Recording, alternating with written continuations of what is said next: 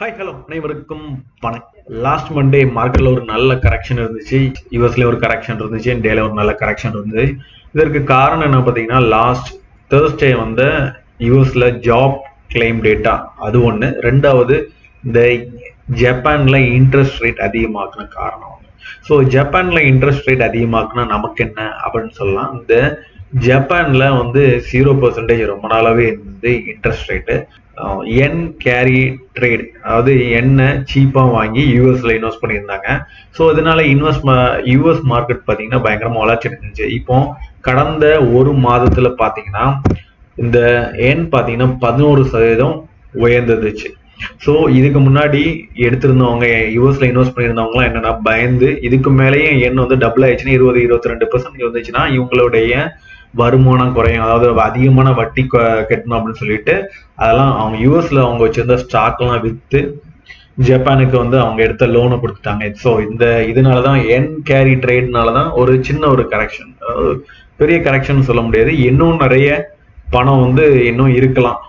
இப்போ நம்ம என்ன பார்க்க போறோம்னா, என் கீழே விழுந்துருச்சு, மார்க்கெட்ல கரெக்ஷன் வந்திருக்கு, நம்ம இதை எப்படி உபயோகிச்சுக்கலாம் அப்படின்னு நம்ம பார்க்க போறோம். ஸோ இந்த என் கரெக்ஷனை பயன்படுத்தி ஒரு 4 இந்தியன் ஃபார்மா கம்பெனிஸை வாங்கலாம். ஏன்னா இவங்களுடைய ஜப்பானீஸ் எக்ஸ்ப்ளோஷர் வந்து நல்லா இருக்குது. இந்த பங்குடைய மதிப்பு 15% வரை மேலே போறதுக்கு வாய்ப்பு இருக்கு அப்படின்னு எக்கனாமிக்ஸ் டைம் ஆர்டிக்கல்ல சொல்லியிருக்காங்க. ஸோ இந்திய பார்மா கம்பெனிஸ் பார்த்தீங்கன்னா 2001 ஃபர்ஸ்ட் டைமா எக்ஸ்போர்ட் ஜெனரிக் மெடிசன்ஸை யூஎஸ்க்கு ஃபர்ஸ்ட் டைமா இது பண்ணாங்க. அதுக்கப்புறம் பார்த்தீங்கன்னா ஜப்பான் மார்க்கெட்டும் இவங்க கொண்டு போனாங்க. ஸோ இந்த ஜப்பான் மார்க்கெட்டுக்கு கொண்டு போறது வந்து கொஞ்சம் சிரமத்துக்கு அப்புறம் தான் கொண்டு போனாங்க. இதற்கு காரணம் என்னன்னா, அவங்களுக்கு என்ன தேவை அப்படின்னு கண்டுபிடிக்கிறது ஒரு பெரிய விஷயம். அண்ட் ஜப்பான் மார்க்கெட் பார்த்தீங்கன்னா ஒரு சின்ன மார்க்கெட்.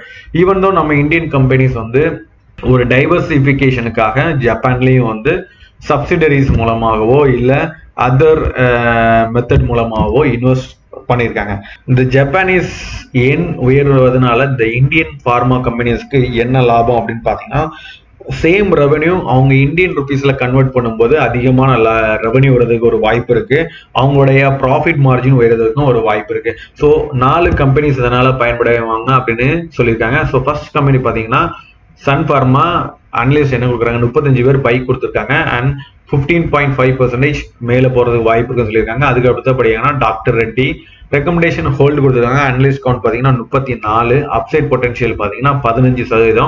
அதுக்கு அடுத்தபடியாக பார்த்தீங்கன்னா Aurobindo pharma recommendation by analyst count பார்த்தீங்கன்னா 26 பேர் ரெக்கமெண்டேஷன் பண்ணியிருக்காங்க, 13.6% மேலே போக வாய்ப்பு இருக்கு. அண்ட் லூபின் பார்த்தீங்கன்னா 10 ஹோல்டிங் வச்சிருக்காங்க, மேல போறதுக்கு வாய்ப்புகள் கம்மி அப்படின்னு சொல்லியிருக்காங்க.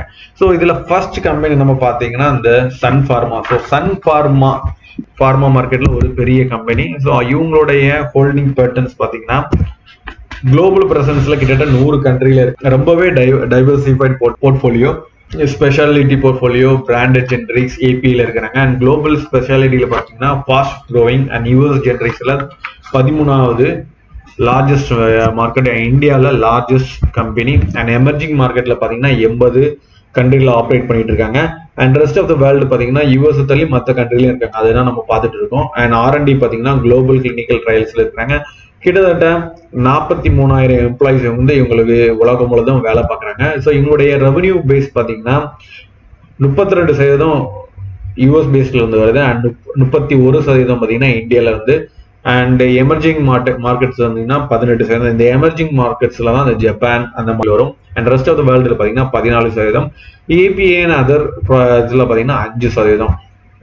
அதுக்கு அடுத்தபடியா பாத்தீங்கன்னா டாக்டர் ரெட்டி பெரும்பாலும் எல்லாருக்கும் தெரிஞ்சிருக்கும். ஸோ இது ஒரு பிராண்டட் கம்பெனி, இப்போ மார்க்கெட்ல சீப்பா ட்ரேடிங் ஆகிட்டு இருக்கு. ஸோ இவங்களுடைய மேஜர் இது என்னன்னா, எந்த கம்பெனிக்கெல்லாம் வந்து பேட்டன் முடியுதோ கவுண்டர் ஃபிட் ப்ராடக்ட்ஸை இவங்க ரெடி பண்ணி அதை மக்களுக்கு கொண்டு சீப்பான ப்ராடக்ட்ல கொண்டு சேல் பண்ணுவாங்க. ஸோ இவங்களுடைய மேஜர் ரெவென்யூ சர்வீசஸ் பார்த்தீங்கன்னா கார்டியோ வாஸ்குலர்ல இருந்து வருது. அதுக்கப்புறம் பெயின் மேனேஜ்மெண்ட், ஆன்காலஜில இருந்து இவங்களுடைய ரெவென்யூ வருது.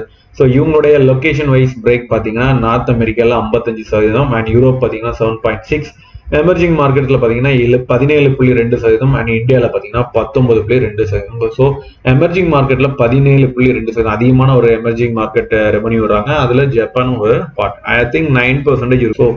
ஓவராலா பாத்தீங்கன்னா இந்த ஜப்பான் என் கரெக்ஷனை பயன்படுத்தி இந்த மருத்துவ கம்பெனியில் முதலீடு பண்ணி பயன்பெறுங்க.